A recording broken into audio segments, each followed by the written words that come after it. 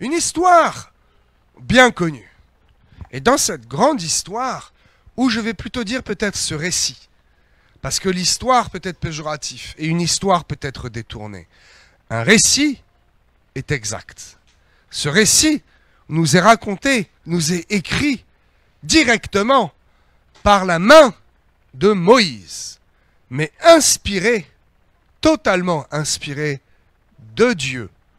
N'est-ce pas, comme nous le dit 2 Timothée 3,16. Toute écriture est inspirée, bonne pour rectifier, etc. Ok. Le son est bon. Marc, tu as mis la Focusrite. Normalement, mes amis qui nous regardez et qui entendez à distance, le son doit être bien meilleur. C'est beaucoup plus confortable. Alléluia. Il s'agit donc de l'histoire du peuple juif dans le livre d'Exode. Il y a plusieurs points importants dans ces 40 ans, dans ces 38 ans. Il y a plusieurs points importants à comprendre dans la vie de Moïse, de Aaron, de Hur, de Caleb et de Josué, de tous ces personnages qui nous sont rapportés dans le Pentateuque, les 5 premiers livres de la Bible que les Juifs appellent la Torah. Alléluia. C'est l'histoire, tout simplement l'histoire du peuple hébreu. Et au travers de cette histoire, je vous l'ai dit tout à l'heure, nous y voyons aujourd'hui avec 3500 ans de recul. Parce que les écrits qui sont dans Exode et Lévitique datent de moins 1450, 1500. Vous y rajoutez 2000 ans, 2024 ans, hein, nous y sommes à nos 3500 ans d'histoire. Eh bien, Dieu nous parle encore aujourd'hui au travers de ces écrits d'il y a 3500 ans. Ce ne sont pas seulement des écrits historiques. C'est une façon de comprendre comment le peuple de Dieu fonctionne. C'est une façon de comprendre comment le Saint-Esprit, comment Dieu fonctionnait au milieu de son peuple. Allez, on y va. Cela fait 3 mois à peine. En fait, c'est vraiment une période très précise, entre 2 mois et demi et le 3e mois. Je peux même être encore plus précis que ça. C'est la 3e semaine du 3e mois. Du 2e mois, pardon. Ok. Et donc, le peuple, eh bien, vient de partir d'Égypte. C'est encore tout frais, n'est-ce pas? Ils sont partis avec, il est écrit, une foule. Ok. D'autres ont suivi aussi. Quelques-uns sont restés très peu en Égypte. Et ils sont partis avec les trésors des Égyptiens. La mer s'ouvre, tous ces épisodes, nous le connaissons. Et ils marchent encore. Bien. Et puis, ils ont faim. Ils commencent à se rebeller, à lever la voix contre Moïse et contre Dieu. Et puis, quelques temps après, très rapidement, ils ont soif. Et ils font la même chose. Et ils ont gain de cause. Puis, ils arrivent à un endroit où ils sont attaqués. Très bien. Reprenons. Le peuple a faim. Et il murmure. Et Dieu pourvoit. Le peuple a soif. Et il murmure. Et Dieu pourvoit. Le peuple est attaqué. Et il ne murmure pas. Mais Dieu pourvoit. Pour la faim, ils se sont plaints. Oh, il y en a marre, Moïse. Ah ouais, on n'est pas sorti d'Égypte pour mourir là, comme ça. Qui es-tu? Comment? Ouh. Merci Seigneur, je suis un homme de Dieu. Mais quand même, mon sang n'aurait fait qu'un tour. Et j'aurais eu envie de leur dire, mais qui tu es, toi, pour porter un jugement contre Dieu? Ne vois-tu pas que déjà, il a ouvert la mer? Ah, qu'est-ce que tu m'agaces avec ton ventre qui gargouille là? Bon, eh bien, Dieu est bon. Ils ont murmuré et ils ont voulu même faire du mal à Moïse et à Aaron. Dieu a envoyé la manne, cette substance-là magnifique. Il en reste un peu quelque part. Un jour, on pourra y goûter. Puis, le peuple a soif. Même système. Il murmure. Oh, il y en a marre. Il cherche même querelle. Que se passe-t-il? Bam, du rocher sort de l'eau. Waouh, métaphore incroyable. Principe de fonctionnement du royaume incroyable ici. Le rocher, vous le savez, ça a été prêché des dizaines de fois. C'est Christ, l'eau, c'est l'eau de la parole. Parce qu'il est écrit, nous ne vivrons pas de pain seulement. Et nous ne vivrons pas d'eau seulement. C'est le pain de Christ que nous devons consommer. L'eau, c'est l'eau de la parole. qui nourrit non pas seulement notre corps, mais qui nourrit notre âme et notre esprit. Vous l'avez bien compris. Ok. Et, étrangement, voyez-vous, il faut toujours prendre les éléments bien dans l'ordre et comprendre qu'il y a une signification. À la suite, c'est des choses qui arrivent les unes après les autres, très rapidement. Ils ont faim, ils ont soif, et ils sont attaqués. Et au moment où ils sont attaqués, qu'est-ce qui se passe? C'est là-dessus qu'on va axer. Qu'est-ce qui se passe? Il faut lever, il faut tendre les mains, et là, la victoire est assurée. C'est Dieu directement qui donne la victoire. Je vais vous amener tout doucement sur une lecture bien précise et attirer votre attention sur des faits et des mots qui sont légèrement différents. Et on a tendance à confondre à cause des films que nous avons vus. Bien fait, pardon, mais pas assez. Dieu est un Dieu de précision. Lorsqu'il est écrit, vous noterez même pas un iota de la parole de Dieu. Ça veut dire que chaque mot, chaque place est très importante. Ok, ouvrons ensemble la parole de Dieu, Exode chapitre 17. Et je vais faire pour une fois une lecture un peu longue. 5 versets, ça devrait aller. Exode 17, 8 à 13. Amalek, tiens donc, vint combattre Israël à Réphidim. Réphidim est dans le sud, n'est-ce pas? Et Réphidim devait être un lieu de repos, là où le peuple a mangé, là où le peuple a bu, et là où donc il devait se reposer. L'ennemi, Amalek, nous allons voir qui est ce personnage, vient et il fait la guerre à Israël. Amalek vint combattre Israël à Réphidim. Alors, Moïse dit à Josué, « Choisis-nous des hommes, sors et combat Amalek. Demain, je me tiendrai sur le sommet de la colline, la verge de Dieu dans ma main. » Josué fit ce que lui avait dit Moïse pour combattre Amalek. Et Moïse, Aaron et Hur montèrent au sommet de la colline. Lorsque Moïse élevait sa main, Israël était le plus fort. Et lorsqu'il baissait sa main, Amalek était le plus fort.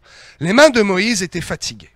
Ils prirent une pierre qu'ils placèrent sous lui et il s'assit dessus. Aaron et Hur soutenaient ses mains, l'un d'un côté, l'autre de l'autre. Et ses mains restèrent fermes jusqu'au coucher du soleil. Et Josué vainquit Amalek et son peuple au tranchant de l'épée. Très bien. Histoire très courte sur un fait qui, je vous le dis, était très important. C'est la première fois qu'Israël se bat. Avez-vous vu ça? C'est le premier combat que Dieu autorise, que Dieu met sur leur chemin. C'est une première vraie victoire. Bien. Ici, moi, il y a quelque chose qui déjà me choque.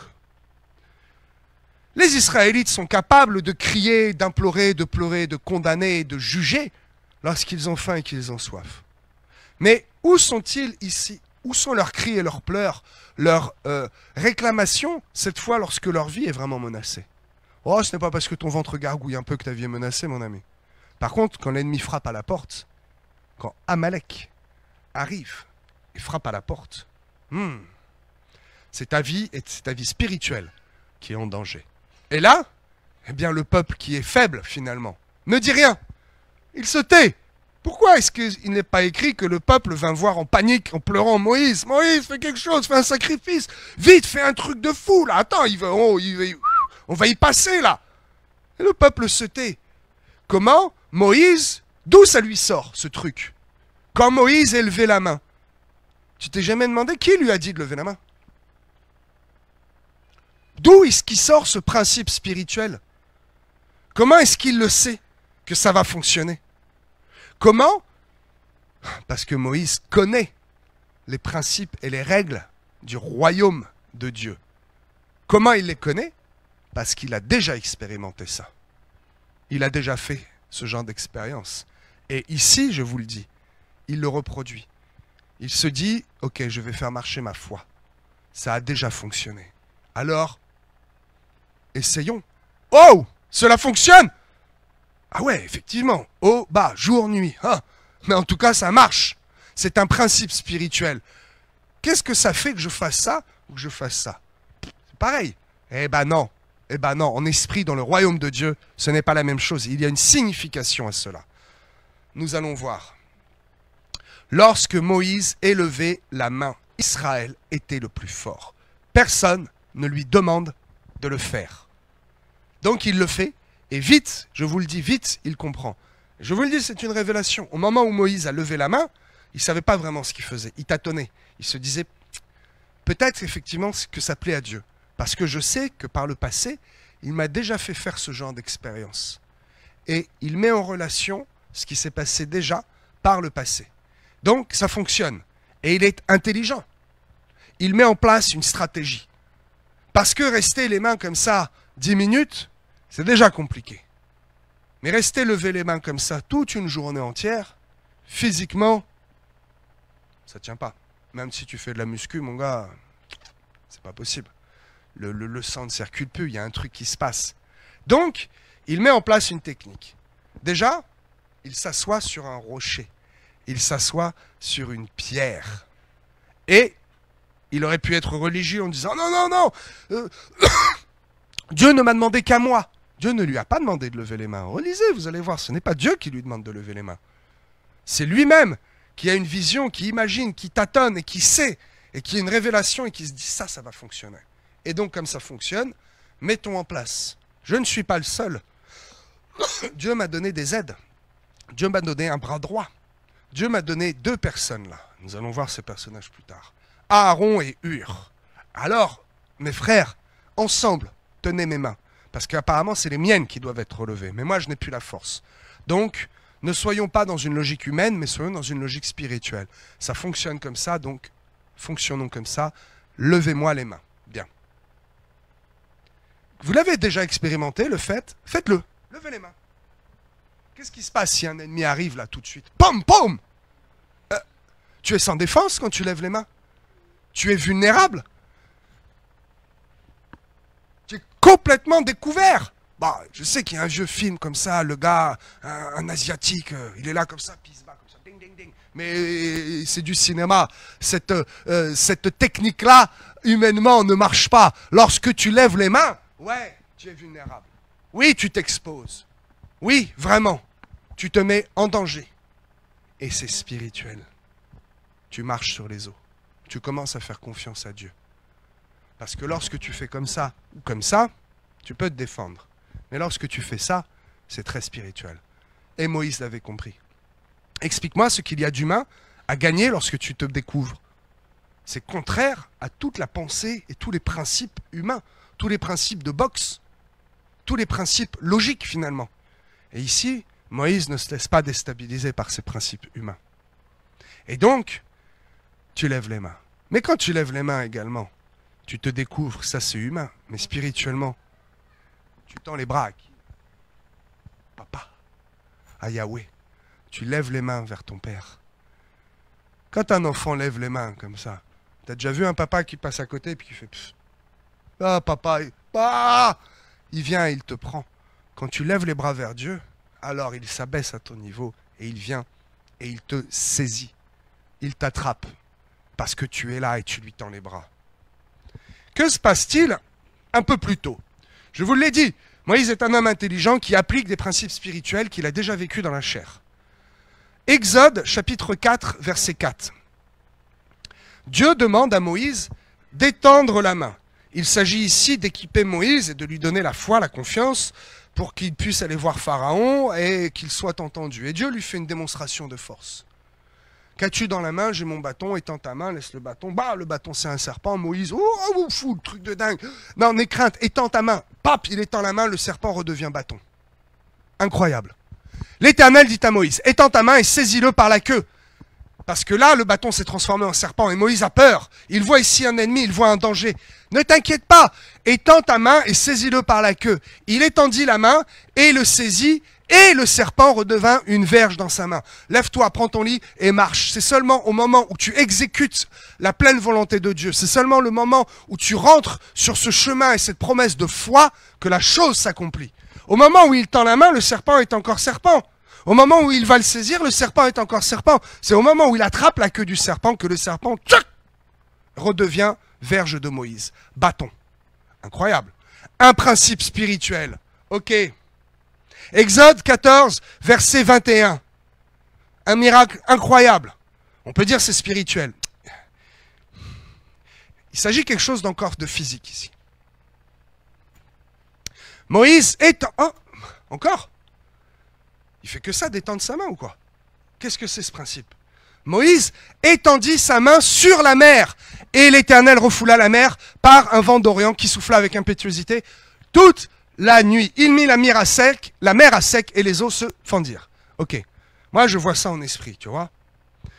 Moi, je vois ça en esprit. Parce que tu as vu ça dans les péplums, où Moïse, il fait comme ça, en fait. Mais c'est pas écrit, il lève la main. Attends, je ne suis pas prof de français, ni grec, ni d'hébreu, mais je vais être clair là-dessus, tu vas voir. Il étend la main. A-t-il besoin d'étendre la main toute la nuit? Probablement. Alors, explique-moi comment il peut étendre la main toute la nuit sans avoir besoin d'aide. Et comment un peu plus loin, lever les mains, finalement, bon, 1 heure, je peux tenir 1 heure comme ça. Mais toute la nuit, certainement pas. Donc ici, il n'a pas besoin d'aide, Moïse. Parce que c'est une action physique. Il exécute ce que Dieu lui dit de faire. Juste, il étend la main. Il se défend. Ok? Donc, Moïse comprend ce principe d'étendre la main. Vois-tu? Et là, il va beaucoup plus loin. Parce qu'il ne peut pas se défendre lui-même. Les Amalécites sont bien trop puissants. Donc, revoyons.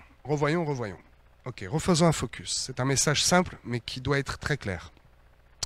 Il y a 2 fois, en particulier, où Moïse étend les mains. Ok? Chronologiquement, quand la mer s'ouvre, pour laisser passer d'abord le bâton, ok? Puis ensuite, quand la mer s'ouvre, pour laisser passer le peuple. Et ensuite, qu'est-ce qui se passe? Il lève la main. Et là, il y a une différence. Il y a une différence vraiment très importante entre étendre et lever sa main. Vous allez comprendre pourquoi. Étendre, dans Exode 14, 21, il étend la main pour ouvrir la mer. Le mot est nata. Étendre, c'est vraiment étendre le bras. Lorsqu'il lève la main, dans Exode 17, 11, le mot est ruwm. R-U-W-M, qui veut dire élever, il élève la main, mais qui veut dire plus exalter, placer, haut. Lorsqu'il lève la main, Moïse ne fait plus confiance à lui-même, à ses propres forces. Tu viens vers moi en courant, je vais essayer de t'arrêter, tu vois. Tu viens vers moi en courant, je lève les bras comme ça, tu te dis, mais il est fou celui-là. Non, parce que c'est pas moi qui vais t'arrêter, j'ai pas assez de force. J'étends mes mains et j'implore Yahweh. C'est lui qui va venir intervenir. Lorsqu'il étend la main, il prend la victoire sur la mer. Lorsqu'il étend la main, il prend la victoire sur le serpent. Ce sont 2 éléments physiques ici. Mais lorsqu'il lève la main, il prend la victoire sur l'ennemi d'Israël, sur un élément spirituel. Et il fait aussi autre chose lorsqu'il lève le bâton, qu'il fait sortir de l'eau du rocher. C'est quelque chose de spirituel. Il fait sortir l'eau de la parole, l'eau qui vient nourrir le peuple. Et il fait un acte prophétique, n'est-ce pas? Nous avons donc ici la preuve que étendre et lever la main n'ont pas du tout la même utilité. Et Moïse a vraiment bien compris ici le fonctionnement du royaume. Parce que quand tu étends, c'est toi qui menaces, tu vois? Tu menaces. Il a menacé les eaux. Il a menacé le serpent. Il ne pouvait pas menacer l'ennemi. Il n'avait pas la puissance physique nécessaire pour menacer Amalek. Il lui fallait une autorité spirituelle et non pas sa propre autorité. De faire ça et de dire stop Amalek, mais Amalek aurait rigolé, il aurait coupé le bras en entier. Mais quand tu lèves la main, tu te mets à découvert. Vous l'avez fait tout à l'heure, vous l'avez expérimenté. Tu démontres physiquement que tu es faible. Et en esprit, qu'est-ce que tu fais quand tu fais ça? Quand tu commences à marcher sur l'eau et que tu t'enfonces, tu fais entièrement confiance à Dieu. Et ça, c'est un principe qui n'est pas humain. C'est un principe qui est divin, de s'humilier devant Dieu et de lui faire confiance au fond du danger. Tu dis, mais c'est trop tard, tu es déjà en danger, remonte dans la barque.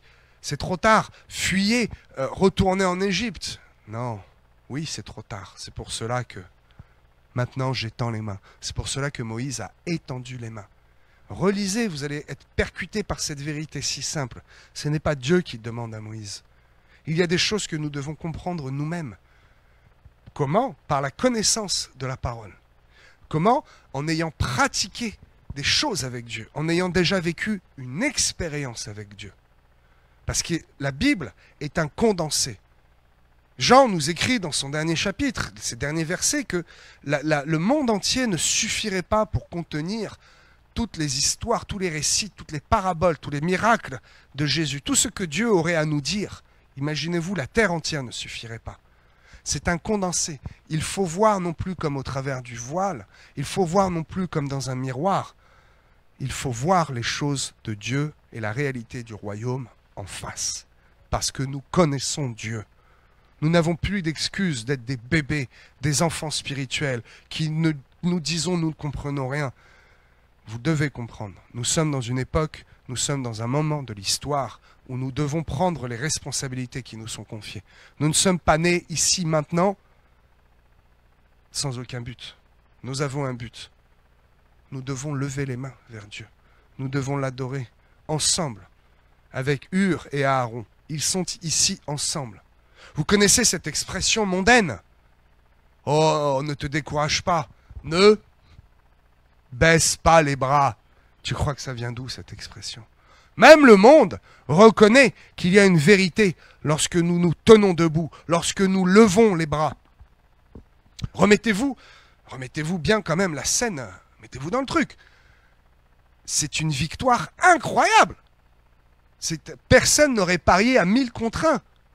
C'est une victoire de peuples esclaves, de paysans, de peuples affaiblis, contre des professionnels de la guerre, contre des bandits de grand chemin, équipés, habitués à faire la guerre et le combat. Et même, dans d'autres écrits historiques, que ce peuple des Amalécites prenait plaisir à tuer gratuitement. Il n'y avait pas de butin, ce n'est pas grave. On va, on tue, on s'entraîne un peu, on fait couler le sang. C'est notre truc à nous. Tu imagines la rudeur de ces gens-là, l'expérience de combat. Et pourtant, ces Israélites qui n'ont aucune expérience, dis-moi quand est-ce qu'ils se sont battus avant? Ils étaient esclaves. Ils ne savent pas se battre.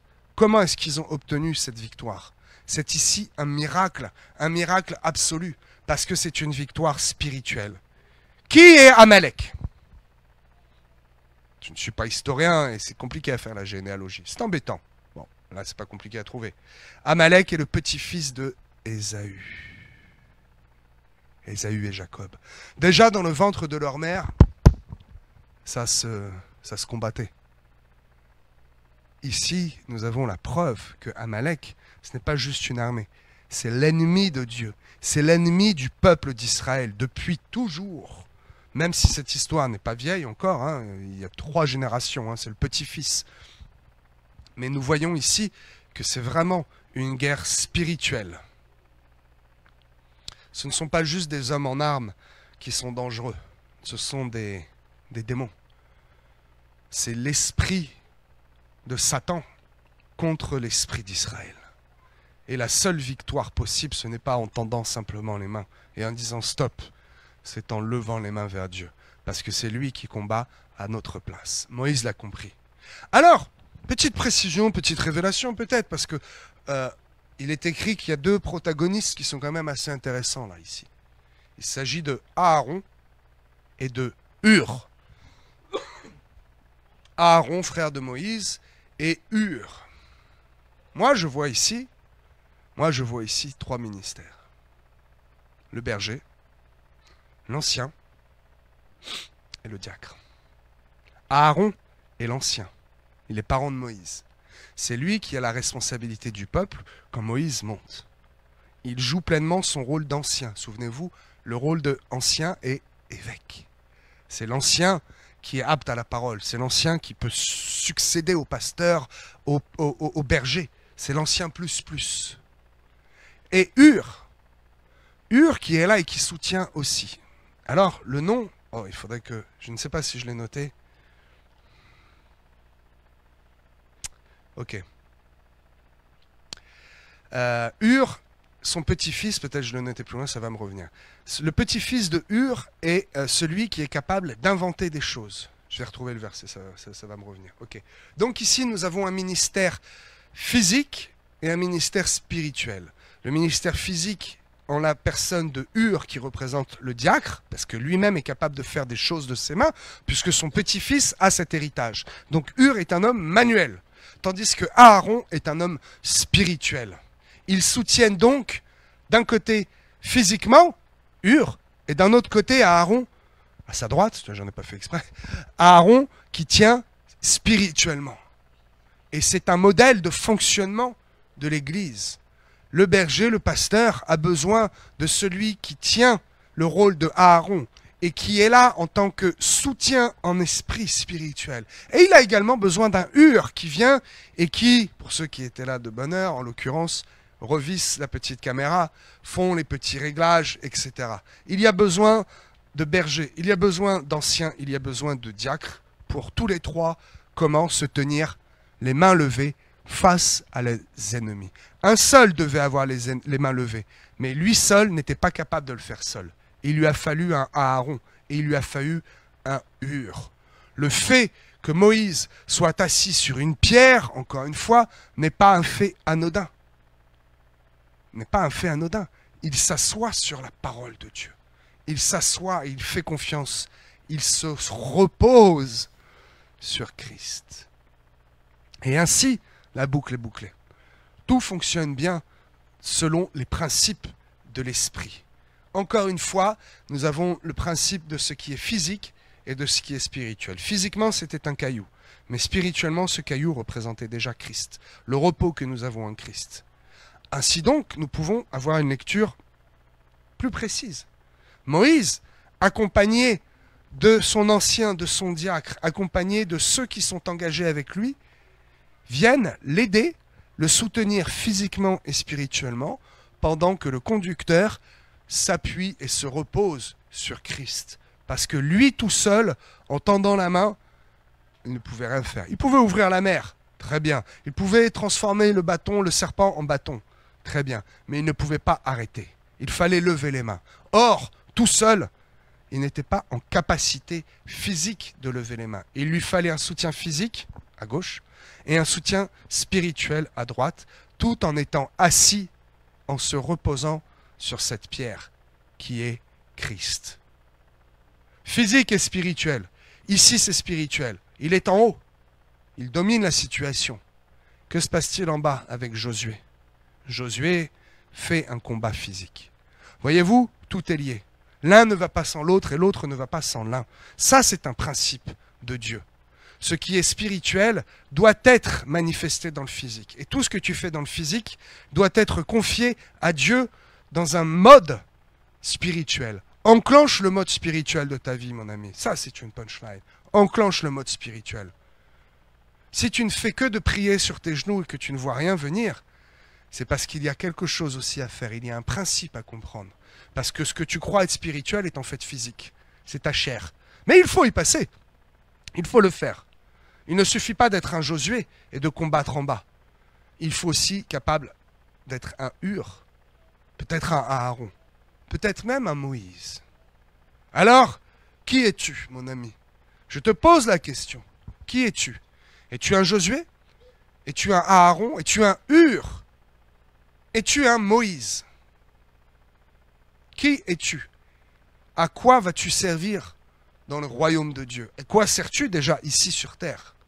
Prends ta responsabilité, prends ton rôle au sérieux et sache que oui, tu as une place et que tu es utile à l'œuvre. Il faut tenir les mains levées, ensemble. Ces 4 protagonistes de cette histoire nous font comprendre qu'il fallait qu'ils soient 4. Il aurait manqué un personnage, ça n'aurait pas fonctionné. Si Josué n'était pas en bas pour combattre, ça n'aurait pas fonctionné. Si Hur n'était pas à la gauche, un seul bras aurait été levé. Aaron n'aurait pas pu faire un coup sur 2. Si Aaron n'était pas à droite, un bras manquait. Alors pire, si Moïse n'était pas là, les bras n'auraient pas pu être levés. Et il a fallu que ce rocher soit là, à cet endroit précis, pour que Moïse se repose. Il ne s'assoit pas, il se repose sur les rochers. Comprenez bien que lorsque l'on étend la main, c'est une autorité humaine. Lorsqu'on lève les mains, c'est une autorité spirituelle. Alors je vous invite, mes amis, à lever les mains vers Dieu et à vous confier pleinement en l'Éternel.